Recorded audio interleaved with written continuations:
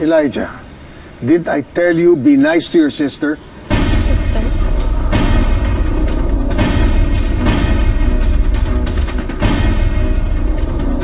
I mean, since magkakasama naman kayo sa isang bahay, di magturingan kayo para magkapatid?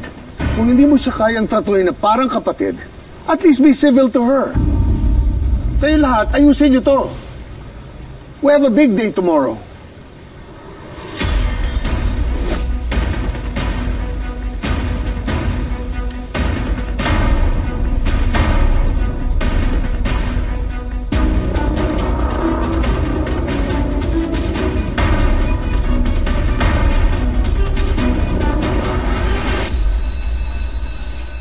Kaya tigilan na natin ang pagpapakasolti mga trolls tsaka bashers kasi ang real tea is sinet up lang si Sisi Zeff.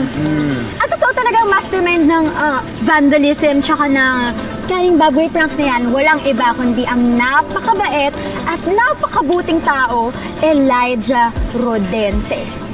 No cap! Kaya guys, wag na kayo maniniwala sa mga maling akala. Tama! Tama na to. Uy, ano ba Marco? Naka-live kami. Bakit yun naman kasing ginagawang katatawanan si Zeff? Pre, chill lang. Pinagaganang namin yung sitwasyon para tigilan na nila yung pambubuli nila kay Zeff. Pinagtatanggol na namin si Zeff eh. Yun lang yun. Lahat na lang kasi ginagawa mong content eh. Lalo lang pag-uusapan si Zeff yan.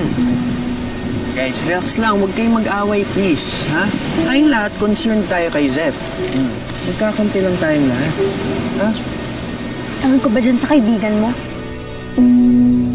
Pagdating kay Zeff, kumikitid yung utak. Wash! Ashley! Pare, kausapin ko lang ha. Ash, huwag naman awayin si Marco. Bakit naman nag-aaway? Away kaya yun. Hindi. Shh. Pare, Ano mo? si Zeff ba talaga yung rason ba't galit ka? O baka may iba kang pinoproblema. And like... Pwede mag-chat.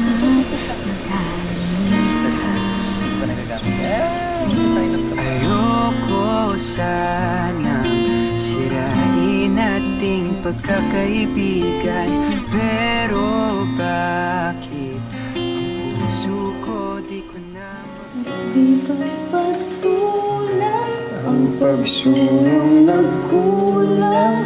Tayong umaasa, hilag at kaluran. Ikaw ang hantong. Wait. Stop. Dad, we can do it at an octave low. No. That's gonna ruin the song. I can do it.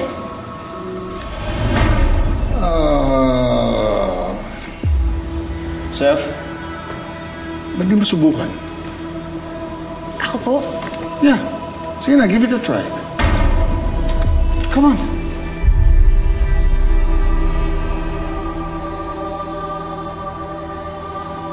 Sige na, go. Sige po. Okay. Excuse me.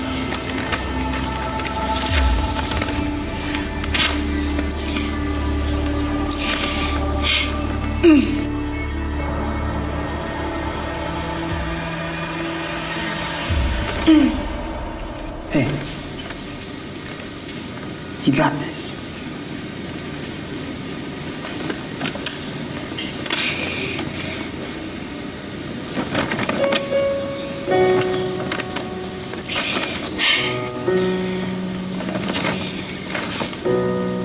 Di pa ba sapat ang sakit at lahat na hindi ko ipararanas sa'yo? Ibinubunyag ka ng iyong mata, sumisigaw ng pagsinta. Ba't di ba sabihin ang hindi mo maamin? Ipauubaya na lang bato sa hangin. Huwag mong ikatakot ang bulong na